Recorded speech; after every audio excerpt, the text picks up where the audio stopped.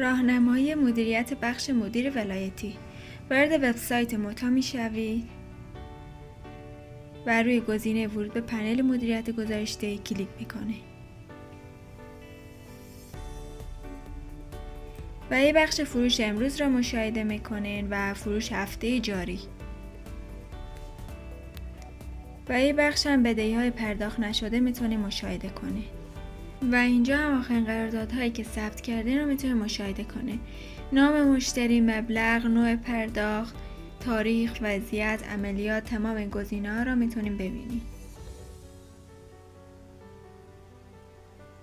و اگر روی گزینه مشاهده همه کلیک کنین، لیست قراردادهای ثبت شده رو واضح‌تر مشاهده میکنین و تعداد قراردادهایی که ثبت کردین.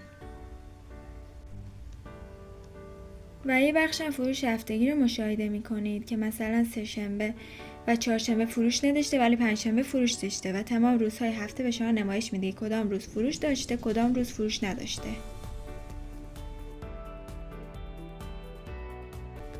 و اگر روی گزینه ثبت هزینه جدید کلیک کنید میتوانید یک هزینه جدید درست کنید و عنوان هزینه رو باید بنویسید، نوع هزینه، مبلغ، شرکت مربوط. باید این فرم را کامل پر کنید و روی گزینه ثبت هزینه کلیک کنید.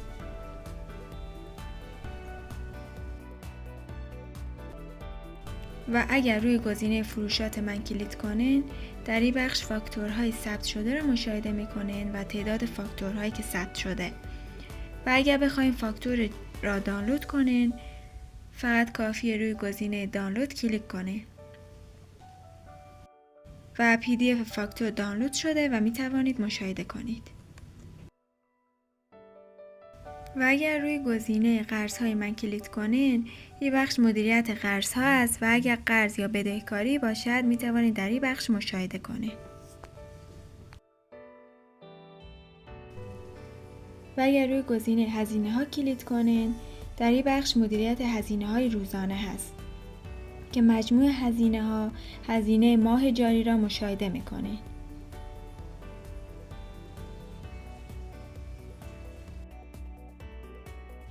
و اگر روی گزینه نوع هزینه کلیک کنید، نوع هزینه را انتخاب می‌کنید.